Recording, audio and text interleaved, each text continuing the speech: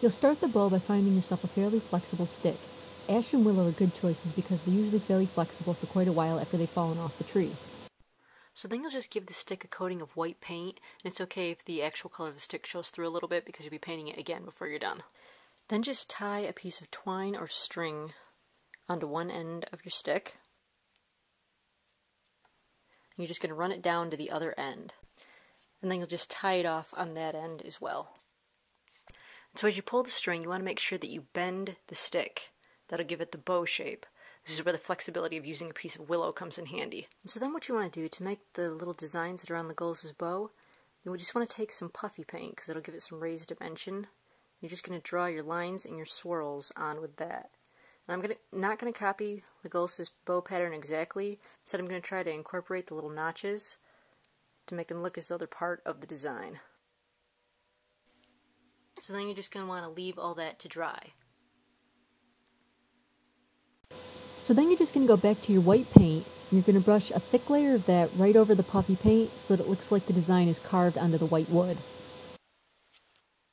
And then of course you'll just let that fully dry. So for the arrows, get yourself some straight sticks and cut them all off to the same length. You can also use dowels if you want them to be smoother, but I'm just using sticks because they're free.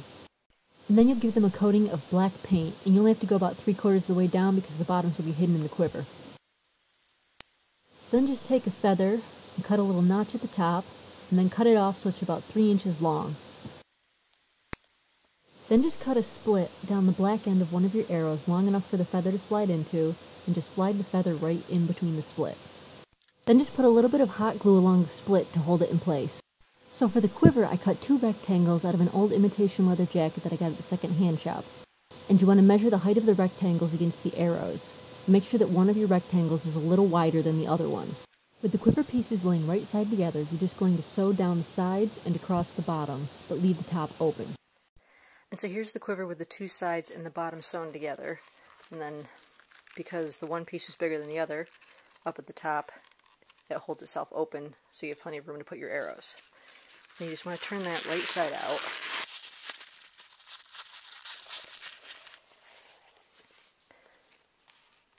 And you end up with this. And of course this line, again, doesn't mean anything. That was just what was in the coat when I cut out the pieces. So then for the design on the quiver, Legolas' quiver was actually lower on one side than the other, but I just chose to do it straight across because otherwise my arrows would keep falling out. So I'm just going to kind of alter the design a little bit to fit my flat quiver. So I'm just going to use puffy paint for this. If you can find some metallic gold puffy paint, that'll work best, but if not, just use whatever color you want. You can paint over it afterwards with some regular acrylic paint. And so basically I'm just going to draw a diagonal. Legolas' actually goes right to the top, but I'm not going to because my quiver is flat. And then you're just going to draw a flat line across the top.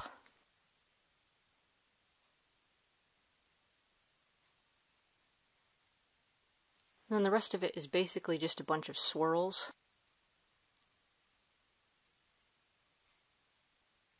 So then you're just going to want to leave that to dry, and once that's dry you'll flip it over and do the same thing to the other side, matching the design.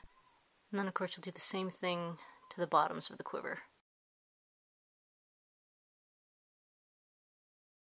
I'm doing fewer swirls here, more just wavy lines for the bottom part of the quiver.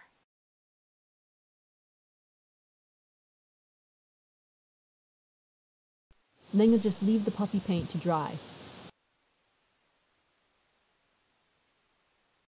Then you'll just take a small piece of leather, and you're going to sew one onto the top and onto the bottom on the back side of the quiver to make loops.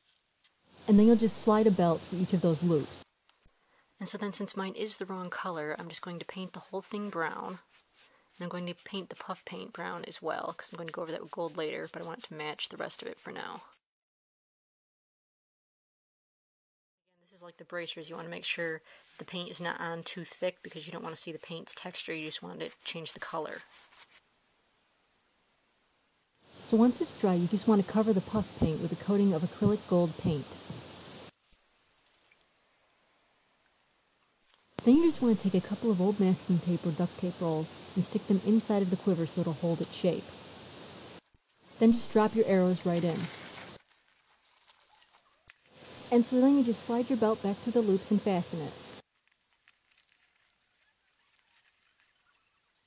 And so then get yourself a piece of dark suede and just tie it on to the bottom loop on the quiver. The other end will attach to the belt across your chest. So then in order to wear the quiver with the cape, you're going to have to cut a small slit right in the back of the cape and run the belt part of the quiver through that to connect in the back. And that way it'll sit straight on your shoulders rather than having to be around the entire cape. So if you're going to a con, you're going to want a convention-friendly arrow. You can do that by taking a glue stick and wrapping a newspaper around it.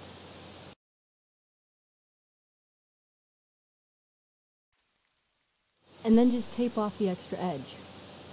Then insert a glue stick into a pencil eraser, and that's going to be your arrow tip. Fold down the edges of your paper arrow and slide in your arrow tip. Then just tape it in place. Then fold down the paper at the other end and slide in another glue stick to give it stability. And then just tape it in place. And then we'll just give the whole thing a coating of black paint. Next, you're just going to cut a feather in half right up the middle, and don't worry if you break a few pieces, you're just going to glue them back together in a few minutes anyway. So just take your feather pieces, put a little bit of hot glue on them, and then stick them to the back end of the arrow. And so then you'll have one safe, convention-friendly arrow to hold on your bow at the convention. So as far as I can tell, in the movie, Legolas' hair is pulled back into a fishtail braid, which will be a lot easier if you have someone braid it for you, as it's a little bit difficult to do on your own hair, which is why I'm using a wig here. But basically, to do this braid, you take a piece from the outside of the left-hand side, cross it over to the inside of the right-hand side. And then you'll take a piece from the outside of the right-hand side, cross it over to the inside of the left-hand side. You take a piece from the outside of the left, then the outside of the right. You'll just keep crossing them over to join the other side, making sure that you always have 2 ponytails in your braid rather than 3 as in a traditional braid. So here's what the finished fishtail braid looks like, and if you find it's too difficult to do on your own head, you can always just do a traditional 3-tail braid. So for Legolas' side braids, you're just going to start it like any normal braid. You're going to take a little bit of hair in front of your head and divide it into 3 equal thin sections. Then you're just going to take the top piece and fold it over the center piece, and then take the bottom piece and fold it over the new center piece. So now when you get back to the top piece, you're just going to take a little bit of hair from the back of your head, add it to the top piece from your 3 sections in the front, and cross it over the center. And then you get back to the bottom piece, so you're going to do the same thing. Take a little bit of hair from the back of your head, and add it to the bottom piece in the 3 sections in front, and cross that up over the center piece. And then once again you get back to the top, so you do the same thing. Take a little bit of hair from the back of your head, add it to the top piece in front, and cross that over the center. And then back to the bottom, take a little bit of hair from the back of your head, add it to the bottom section in the front, and then just cross that over the center. So then you're just going to keep going like that, adding hair each time you do the top and bottom crossing sections. You want to go until you're behind the ear. So then once you've gotten it so it's braided back behind your ear, you're just going to continue braiding it, but without adding any extra hair. So you're just going to continue braiding it down, just like a normal braid. Just crossing the left and right pieces over the center each time. Again, not adding any hair. Just go down until it's about even with the bottom of your chin, and then you'll just tie that off.